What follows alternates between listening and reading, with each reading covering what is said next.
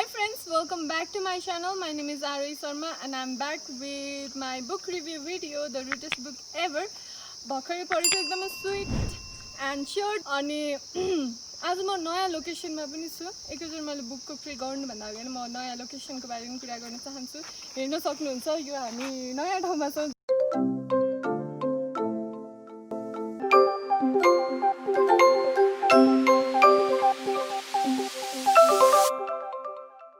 Okay, now let's come to the point.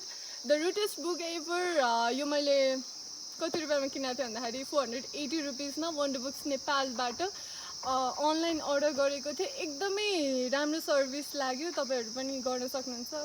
Free delivery charge, on time delivery अनि 213 पेजेसको छ, जम्मा 17 वटा सर्ट च्याप्टर छ, which is very relatable, very connecting. Overall यो book पढ्दाखेरि चाहिँ श्वेतक गाङ्गर अथर हुनुहुन्छ। उहाँ चाहिँ इन्डियन युट्युबर हो जो चाहिँ एकदमै मोटिभेसनल स्पिचहरू दिनुहुन्छ। He is like novelist, YouTuber, अहिले अथर पनि हुनुभएको छ। अनि ओभरअल उहाँको भिडियोहरू हेर्दाखेरि यो बुक कहिले पढ्न पाऊँ जस्तो लागेको थियो। अनि फाइनली आई स अनलाइन अनि पाएँ, पढेँ। यस्तो मजा आयो, लिटरली यति मजा आयो। ओभरअल बुक पढ्दाखेरि चाहिँ मेरो आँखा खोलिदियो या अथरले बुक पढेर मेरो आँखा खुल्यो। आँखा त खुलेको थियो होइन, तर दिमाग खुल्यो भनौँ न। सो यो बुकमा 17 वटा च्याप्टर छ। स्टार्ट चाहिँ प्यारेन्टहुडबाट गरेको छ। We all are a product. हाम्रो लागि हामीले आफै ब्रान्डिङ गर्नुपर्छ, अदरवाइज हाम्रो पेरेन्ट्स, अहिले त झन् न्यू पेरेन्ट्सहरूले ब्रान्डिङ गरिरहेको हुन्छन् होइन। नयाँ फेसबुक खोलिदिइहाल्यो, नयाँ बच्चा जन्मेको फेसबुक खोलिदियो, फलोवर्स गिफ्टमा दियो। So we are a product. हाम्रो स्कुलिङ चाहिँ गलत भएको छ। कसरी चाहिँ थिङ्किङ गर्नुपर्छ भन्ने कुरा नसिकाएर वी वर टट लाइक वाट टु थिङ्क भन्ने कुरा चाहिँ फर्स्ट च्याप्टरमा गरिएको छ। अनि स्टार्ट नै एकदमै पावरफुल छ क्या बुकको। सो सेकेन्ड च्याप्टर भनेको we all want to be special. हामी सबैलाई एप्रिसिएसन मनपर्छ, सबैजनालाई स्पेसल फिल हुन मन लाग्छ। सो स्पेसल अरूले फिल गराएर चाहिँ स्पेसल फिल हुनुहुन्न, त्यो भनेको टेम्परेरी हुन्छ। आफैले चाहिँ आफूलाई स्पेसल फिल गराउनुपर्छ। अनि त्यसको टेक्निक पनि दिनुभएको छ होइन। That is do something, achieve some good skill होइन, त्यसले पनि तपाईँलाई सेटिस्फाई गराउँछ अनि त्यसले नै तपाईँलाई स्पेसल फिल गराउँछ भन्ने कुराहरू गर्नुभएको छ। अनि मलाई एकदमै मन पर्यो। नेक्स्ट भनेको रिजेक्सन्स। लाइफमा लभ, करियर अनि धेरै कुराहरूमा हामी रिजेक्सन फेस गर्नुपर्ने हुन्छ। त्यो कुराले चाहिँ हामीलाई अगाडि बढ्नमा बाधा अडचनहरू आउन सक्छ, त्यसलाई चाहिँ पोजिटिभली लिनुपर्छ भन्ने कुराहरू पनि गरेको छ। अनि अर्को च्याप्टर भनेको छ people are weird. We should not treat कसैलाई पनि तपाईँले यति धेरै मन पराउनुहुन्छ भनेदेखि त्यो मान्छे सर्वस्व हो भनेर सोच्नुहुन्न। You shouldn't follow them blindly because people are weird भन्ने कुरा गरेको छ कि nobody is completely black or completely white, जुन मुभीहरूमा देखाइन्छ नि, आइदर गुड अदरवाइज ब्याड। तर रियल लाइफको क्यारेक्टर भनेको चाहिँ ग्रे क्यारेक्टर हुन्छ। हामी सबैमा राम्रो नराम्रो हुन्छ। सो हरेकलाई हेर्दाखेरि चाहिँ पिपल आर वियर्ड भनेर हेर्नुपर्छ भन्ने कुरा गरेको छ। अब यसरी सो फेलियर्स भयो भने, हामी लाइफमा फेल भयो भने के हुन्छ, how that mess us up भन्ने कुराहरू गरेको छ। त्यो सबै चाहिँ अब तपाईँले पनि बुक किनेर पढ्नुपर्छ है। It's actually worth watching, worth reading. किन भन्दाखेरि इङ्ग्लिस पनि यति सिम्पल छ होइन। अलिअलि एफ वर्ड अनि सेटहरू धेरै छ, बुलसेट त थ्रु आउट द बुक नै छ होइन। हामीलाई यति धेरै गाली गरेको छ राइटरले, तर इङ्ग्लिस पनि एकदमै सजिलो छ, सिम्पल ल्याङ्ग्वेज छ, रिलेटेबल छ, किनेर पढ्दा हुन्छ। म थरली च्याप्टरहरूबाट मलाई के राम्रो लागेको छ भन्छु है, because I don't want to make this video very long.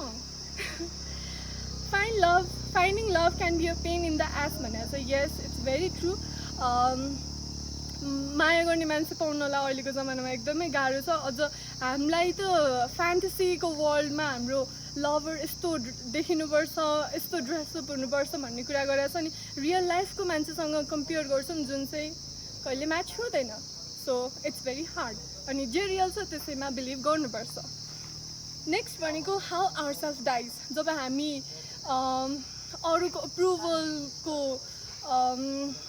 Approval खोज्छौँ, अरूले एप्रिसिएट गरोस्, अरूको आशमा डिपेन्डेन्ट हुन्छौँ, तब चाहिँ हाम्रो सेल्फ मर्छ भन्ने कुरा गरिरहेछ.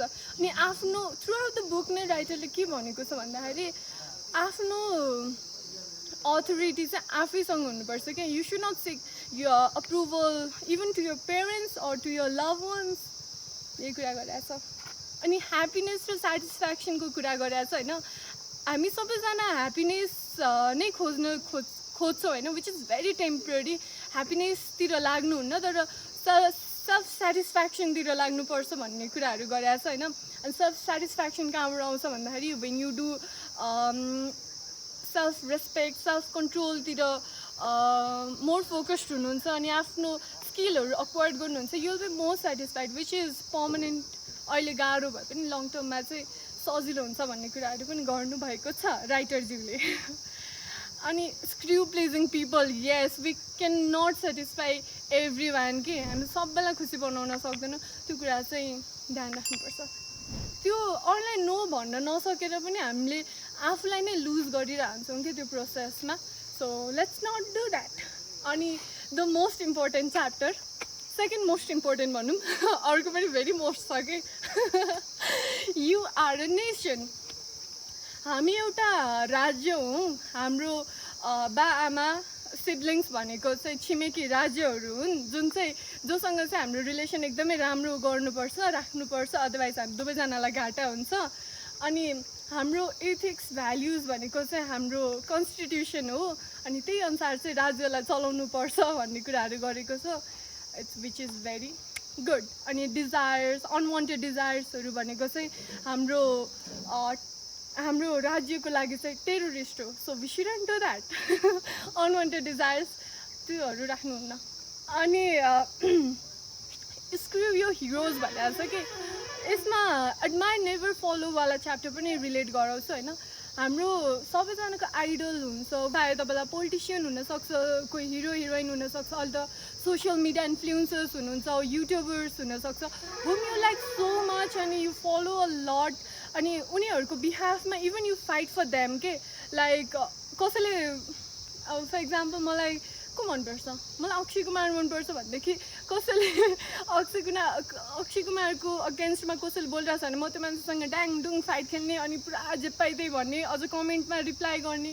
त्यसरी चाहिँ ब्लाइन्डली फलो गर्नुहुन्न. अक्षय कुमारलाई जसरी पोर्ट्रे गरेको छ त्यो कुराहरू everything might not be right. अनि अहिलेको जमानामा it's all about our assumptions and advertisement. People are showing us what they want us to see अनि so that they can make us their follower. अनि जो मान्छे एकदमै अनेस्ट हुन्छ, genuine हुन्छ, त्यो मान्छेको फलोवर कम हुन्छ. Because people love fantasy world होइन. अनि फ्यान्टेसी वर्ल्ड भनेको त फेकै हुन्छ नि त, because nobody is perfect भन्ने कुराहरू गरेर छ, विच इज भेरी ट्रु. अनि यसैमा द पिसेस अफ सिट अनलाइनमा ब्युटिफुल पिक्चर्स देखाउँछन् अनि राम्रो फ्यान्सी ड्रेसेसहरू देखाउँछन्. We compare ourselves to them अनि वी फिल ब्याड अनि हामी उनीहरूलाई फलो गर्छौँ so that we can be them भनेर. फलो गर्नुभन्दा पनि we should admire people to take reference so that हामी पनि यस्तै मान्छे हुने कि भनेर रेफरेन्सको लागि मात्रै एडमायर गर्ने, धेरै अट्याच्ड हुनुहुन्न भन्ने कुराहरू गराएको छ. रिलेसनसिपको पनि कुरा गरेको छ जुनमा चाहिँ नर्मल्ली हाम्रो अथोरिटी चाहिँ लभको नाममा अरूलाई दिने गर्छौँ. Because we believe that someone else will make us happier होइन. अनि त्यही भएर हामी अथोरिटी अरूलाई दिन्छौँ. अनि त्यो कारणले चाहिँ अब यदि दुइटै पार्टनरले एकअर्कालाई अथोरिटी दिन्छ भनेदेखि दे आर को डिपेन्डेन्स, जुन चाहिँ एट द एन्ड एकदमै गाह्रो हुन्छ. यदि एउटाले चाहिँ त्यस्तो फिल गर्दैन भनेदेखि चाहिँ एउटाले लिड गर्छ, अर्कोलाई सर्भेन्ट जस्तो बनाउँछ होइन. So we should not like give our authority to others भन्ने कुराहरू गराएको छ. अनि यसमा चाहिँ how we stuck in garbage relationship अनि त्यहाँबाट कसरी निक्लिने कुराहरू पनि गराएको छ, जुन चाहिँ एकदम इन्ट्रेस्टिङ छ. हामीलाई अहिलेको जेनेरेसनलाई चाहिँ एकदमै काम लाग्ने कुराहरू गरिएको छ.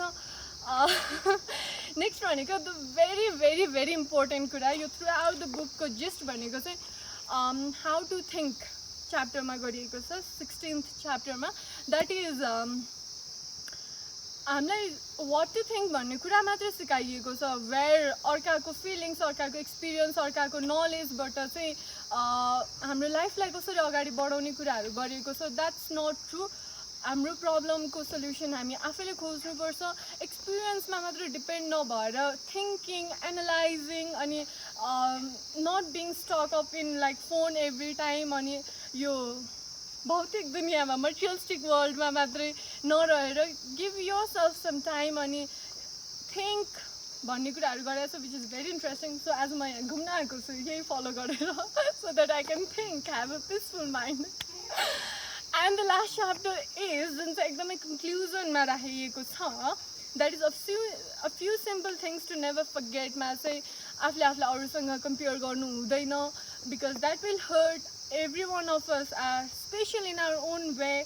अनि smart person, wise person, intelligent person, stupid पर्सनहरूको बारे रियल डेफिनेसन दिएको छ जुन चाहिँ तपाईँले पढ्न सक्नुहुन्छ.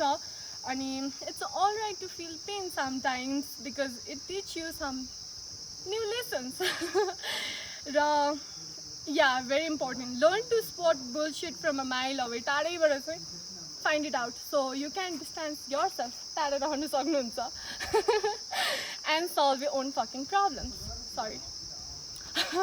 यो एकदम धेरै नै वर्ड युज गरिएको छ, and that's it. र जाँदा जाँदै यो बुकको 2-4 नराम्रो कुरा पनि भन्छु, because while watching this book अनलाइनतिर यो कभर एकदमै राम्रो सोचेको थिएँ, बट हार्ड कभर छैन अनि एकदमै लाइट छ, रफ छ होइन, पेपर क्वालिटी पनि राम्रो छैन, and it's 480 rupees which is quite expensive for this much book. But अथरको हार्डवर्क छ, that's true, but it's quite not affordable for everyone. 480 महँगै हो होइन. अनि अर्को चाहिँ त्यही सिट वर्ड्स एन्ड एफ वर्ड्सहरू धेरै युज भएको छ जुन चाहिँ भाइ बहिनीहरूसँग बसेर पढ्न मिल्दैन. That's it. Otherwise this can be a life-changing book which you must read. So that's it. Thank you for watching. धेरै बोले होला, but I'm back with my book review video. That's the best part. So यति भन्दै आजलाई tata bye by गर्छु. And thanks to again to my framed cameraman for shooting this video. And don't forget to like, share and subscribe. That's a request for you all. यति भन्दै आजलाई tata bye by. Take care.